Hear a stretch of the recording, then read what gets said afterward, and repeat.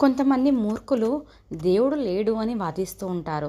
సాక్ష్యాలు చూపించమని అంటారు. సాక్ష్యాలు అనగానే మన సనాతన ధర్మంలో ఉన్న సాక్ష్యాలు ఇవి కూడా ఇతర మతాలలో లేవు.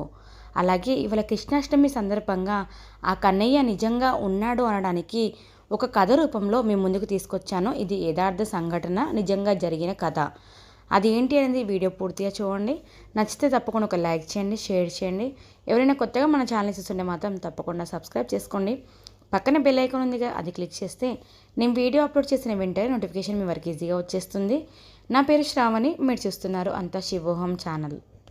మార్వాడ అనే దేశంలో ఒకప్పుడు కర్మాబాయి అనే మహిళ పూరి జగన్నాథ స్వామికి మహాభక్తురాలు. ఆమె తన జీవితంలో ఉన్న బరువు బాధ్యతలు అన్నీ తీరిన తర్వాత పూరి జగన్నాథ స్వామి క్షేత్రానికి వచ్చి అక్కడే స్థిర నివాసం ఏర్పరచుకొని ఉండిపోయింది. నిత్యం స్వామివారి సేవలో నిమగ్నమైపోయేది.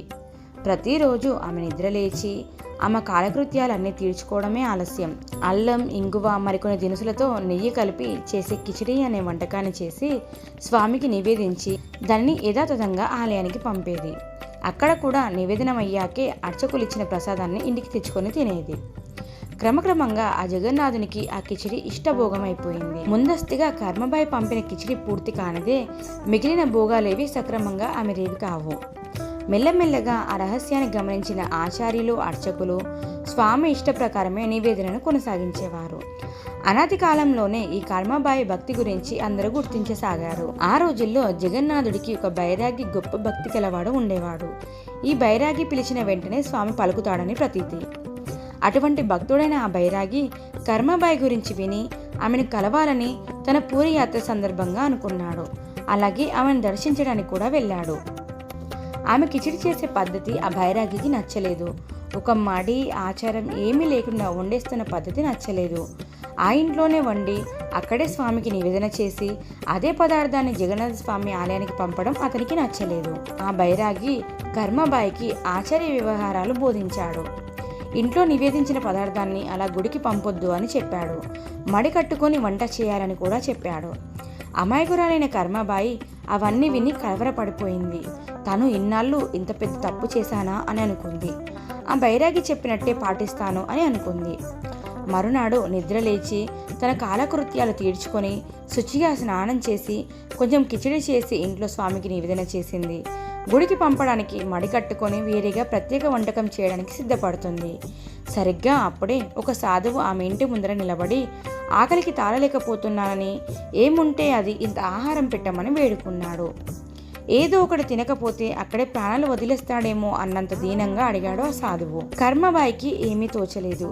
గుడికి పంపే వంటకం ఇంకా తయారు కాలేదు. తను ఇంట్లో కూడా ఏం వంట చేసుకోలేదు కదా, ఆ సాధువుకి ఏం పెట్టాలి అని ఆలోచిస్తే ఒకటి తట్టింది.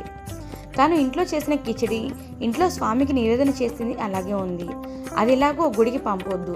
తాను గుడికి నివేదన పంపి అర్చకులు నివేదన చేసిన తర్వాత వచ్చే ప్రసాదం తప్ప ఏమీ ఇప్పుడు తినదు కనుక ఆ కిచిడి ఆ సాధువుకి పెట్టేస్తే అని అనుకుంది. అలా చేస్తే అతని ఆకలి కూడా తీరుతుంది, ఆ ప్రాణాలు నిలబడతాయి అనుకుంది. ఆ సాధువుకి ఇంట్లోకి స్వామికి నివేదన చేసిన కిచిడి వడ్డించింది.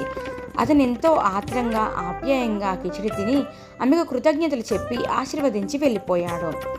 ఆ తర్వాత మడి కట్టుకొని గబాగబా జగన్నాథ స్వామి ఆలయంలోకి ఇవ్వాల్సిన వంటను చేసి తానే తీసుకొని ఆలయానికి వెళ్ళింది.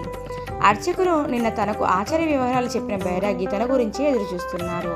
అక్కడున్న అర్చకులంతా విసుగ్గా ఇంత ఆలస్యం ఏమిటమ్మా అని చెప్పి ఆ వంటను తీసుకొని స్వామికి అడ్డంగా ఉన్న తిర ముందర పెట్టి తిర తొలగించారు. ఒక్కసారి అందరూ ఉలిక్కిపడ్డారు. స్వామి నోటికంతా కిచిడి అంటుకొని ఉంది.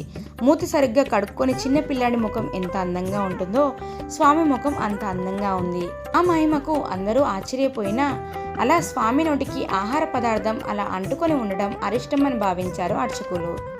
ఆ బైరాగిని అడిగారు, స్వామి నీవు అడిగితే పలుకుతారు కదా, ఆలస్యమైందో కనుక్కోండి అని అడిగారు. సరే అని ఆ బైరాగి స్వామిని అడిగారు. అప్పుడు స్వామి వైపు నుండి అదృశ్యవాణి వినిపించసాగింది.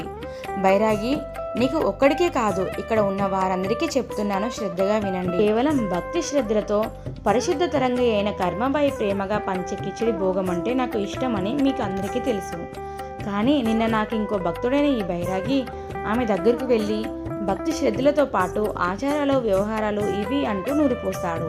అంతటితో ఆమె ఇంతవరకు తను పాటించినవన్నీ అపచారాలు అని అభిప్రాయపడ్డది, భయపడ్డది, దుఃఖించింది కూడా. తన ఇంట్లో ఉన్న నా మూర్తికి ఎప్పటిలాగే నివేదన చేసి ఆలయ నిమిత్తం మడి కట్టుకొని మరోసారి వంటకు ఉపక్రమించింది. దానివల్ల నిత్యం నాకు జరిపే భోగానికి 5 గడియలు ఆలస్యమైంది. నేను ఆ ఆలస్యంతో ఆకలి తాళలేకపోయాను. ఆమె పంపలేదు కనుక మీరు నివేదన జరపలేదు, నాకు భోగము అందలేదు. తన ఇంట్లో నా గురించి చేసుకున్న కిచిడి భోగం ఉండడం వల్ల, అది అంటే నాకు ఎంతో ఇష్టం కావడం వల్ల ఆమె ఇంటికే వెళ్ళి నాకు నివేదించిన భోగాన్నే తిని వచ్చేశాను. మళ్ళీ ఇక్కడ ఆమె తెచ్చే వంటకం నివేదన ఉన్నందువలన తొందరలో నా నోరు కడుక్కోవడం మర్చిపోయాను. ఇక మీ ఆచారాల ప్రకారం భోగ నివేదన కానివ్వండి అని వినిపించింది. ఆ విధంగా వినిపించిన స్వామివారి అదృశ్యవాణి విని అందరూ ఆశ్చర్యపోయారు. అర్చకులు స్వామి ఆదేశాల ప్రకారం మంత్రపూర్వకంగా భోగ నివేదన జరిపించారు. కర్మబాయి మాత్రం స్వామివారు తనపై చూపిన కరుణకు ఆనందంతో ఆనంద బాష్పాలు వచ్చాయి. అంతటి మంచావిడకి ఆచార్య వ్యవహారాలు నేర్పబోయిన తన అవివేకానికి ఆ బైరాగి సిగ్గుపడిపోయాడు. అయితే తను పాటిస్తున్న ఆచారాలని వృధానా అని అనుకున్నాడు. వెంటనే జగన్నాథుడు జవాబిచ్చాడు ఆ బైరాగికి, అమ్మాయి కూడా మనస్సు నా మీద లగ్నం కావడానికి ఆ ఆచారాలన్నీ అవసరమే, కానీ ఎవరి మనసు సర్వం జగన్నాథం అనే నాకే అర్పితమైందో వాళ్లకు ఆచార్య వ్యవహారాలతో నిమిత్తం లేదు.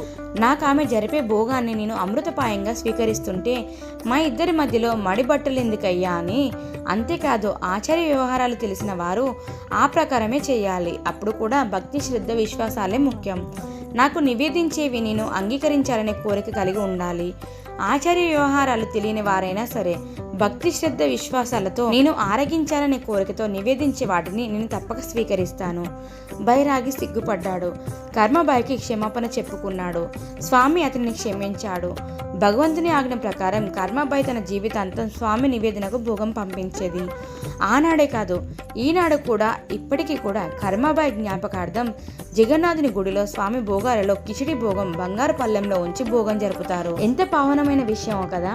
మనం త్రికరణ శుద్ధితో భగవంతుడిని మనసులో నిలుపుకొని స్వామికి రోజు ఇంత వంటకాన్ని నివేదన చేస్తే స్వామి తప్పక స్వీకరిస్తాడు.